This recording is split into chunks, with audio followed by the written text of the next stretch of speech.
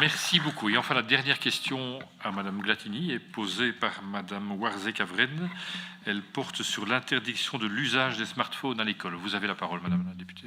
Merci, Monsieur le Président. Chers ministres, chers collègues, bonjour. Madame la ministre, l'ensemble des écoles maternelles, primaires et secondaires du réseau WBE va améliorer l'encadrement de ses élèves en limitant l'usage des smartphones au niveau récréatif dans l'ensemble de ses classes. Alors, ceci a été annoncé dans la presse et cette mesure vise évidemment à limiter l'impact des écrans sur la santé, mais également sur la concentration des élèves. Elle a également un rôle à jouer dans le cadre du phénomène de cyberharcèlement. Un autre élément, le cadre restrictif que vous proposez ou que vous allez proposer vise les smartphones, mais également les montres connectées et l'ensemble des classes du tronc commun, jusqu'à la fin du tronc commun. Alors, évidemment, il y a la question qui se pose, on parle du réseau WBE, mais également la volonté, c'est d'aller vers l'ensemble des réseaux. Madame la ministre, permettez-moi de vous poser ces questions suivantes.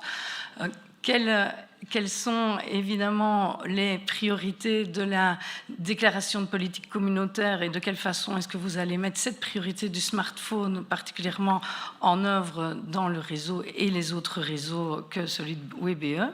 La deuxième question est relative à la façon dont ça va être implémenté dans les classes, puisque ceux qui ont des adolescents chez eux savent qu'il est très difficile de dissocier l'adolescent de son smartphone, mais également de mobiliser l'ensemble des équipes éducatives dans cette dynamique-là et l'ensemble des écoles, quel que soit le réseau.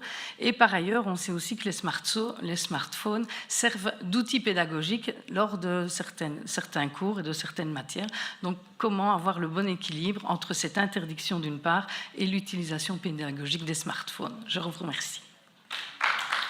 Merci beaucoup. Madame la ministre, je vous remercie par avance pour votre réponse.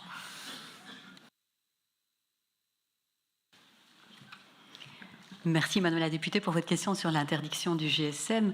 C'est vrai que c'est évidemment le smartphone un outil extrêmement intéressant et je voudrais citer ici le psychopédagogue Bruno Humbeek de l'Université de Mons qui rappelait qu'ici il ne s'agissait évidemment pas de diaboliser l'outil mais simplement de pouvoir réguler le temps d'écran et il recommandait de diviser le temps d'un écolier en 3 parties. Il y a bien sûr le temps de l'école durant lequel le GSM serait non autorisé, le temps de la famille durant lequel l'usage d'un smartphone est un usage qui est négocié, donc par exemple pas pendant les repas, et puis le temps libre durant lequel on peut faire ce qu'on veut avec son smartphone. Bien sûr, cela suppose aussi une éducation numérique et je reviendrai sur ce point un peu plus loin.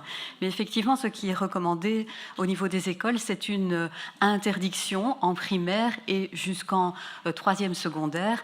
Bien sûr, il serait également prévu de pouvoir aller au-delà de cette interdiction lorsque un professeur décide d'avoir recours à un smartphone à des fins pédagogiques, par exemple pour apprendre à un élève à manier cet outil-là pour une recherche de données, par exemple. Donc, un usage pédagogique resterait évidemment autorisé.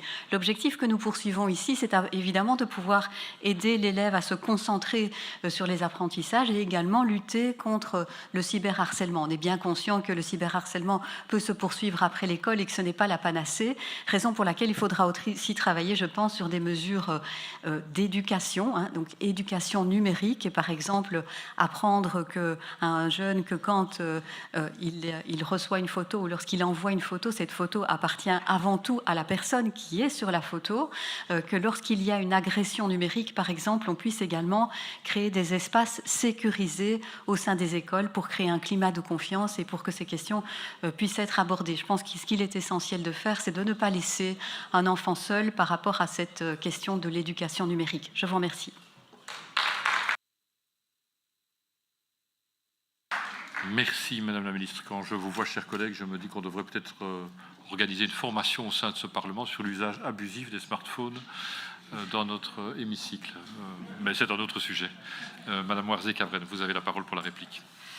Merci, Monsieur le Président. Merci, Madame la Ministre, pour les éléments de réponse. Et je pense que tout le monde sera d'accord avec la priorité qui est fixée et qui ne va que dans le bon sens en effet pour la santé de nos élèves, mais également dans le cadre de la lutte du cyberharcèlement.